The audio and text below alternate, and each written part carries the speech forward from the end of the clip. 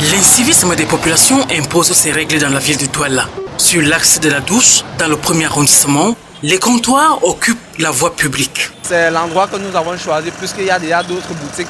Et beaucoup de gens savent déjà ici qu'ils peuvent se ravitailler ici. Ça, on a beaucoup de problèmes parce que c'est en route.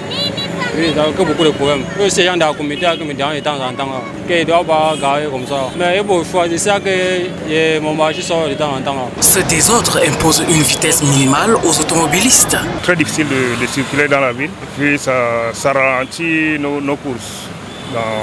À longueur de journée. Certaines zones de la ville de Yaoundé, peut-être le marché Mokolo, oui, c'est pratiquement la même chose. Non loin, au boulevard de la Liberté, les vendeurs de véhicules ont envahi les deux sens, y compris le terre-plein.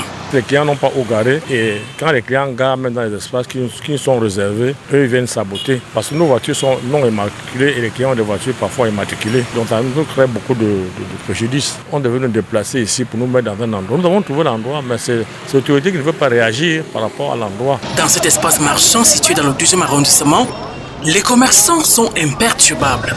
Le phénomène inquiète dans tous les coins de la cité, malgré les initiatives entreprises par les autorités. Vous pouvez avoir des bonnes idées, mais parfois vous êtes confronté à d'autres personnes qui viennent vous dire que ça c'est ma personne, etc.